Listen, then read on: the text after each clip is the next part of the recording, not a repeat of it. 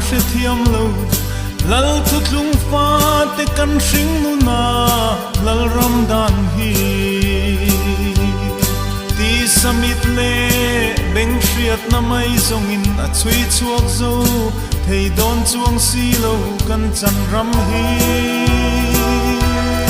lei hring mi ngai dan buk na tin reng in min ti buai ngai lo kan kal zel do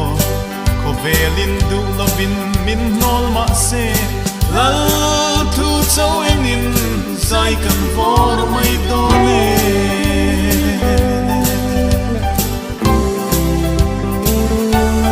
lal ro rel na hnuaya thin lung mun khatin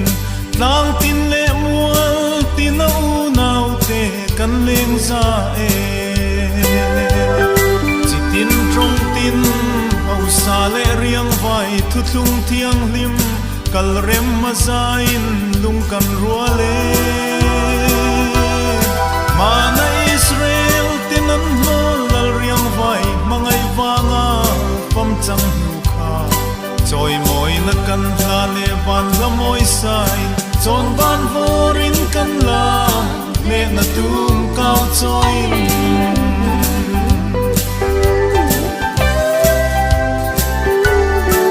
ram kan ral shat mi huai sen te chu nei rama hian lal ram din turin an kal zele an in le lo an mangai chung kwa nu tiang chonin an hring nunan lan lal rom bol na tang sang tele tui pui phon kara trap chungin bu chi chua pui ma se takin bu phal nen an lo ho le ang lal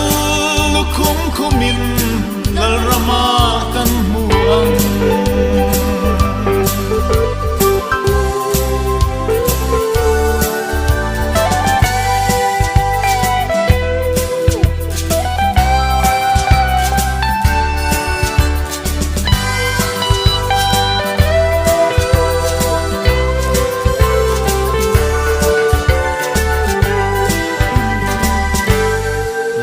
som ram rim nam thu thlung ram ma hian lal na le thu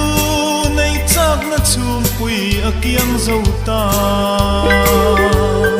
dam lai fam chang a hring nun vui liam ten mangai na thiang lim sil puan sin nin ma an hruaye lal ram tul wang an zong zong chan nam le a ming thiang lim wang a tuar tu te chu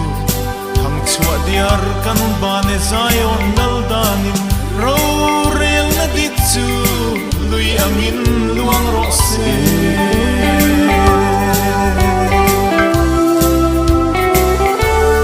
nei she ma hianin leng mai la van khwale tui ni na nei kan ni thu tlung wangin ching khul cham chu ni a rei wang hian thinulin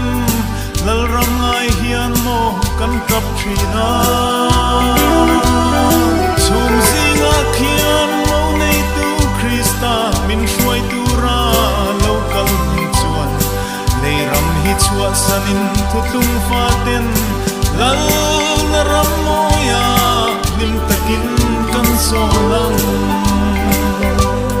nei ram hi chua sanin thutlung fa ten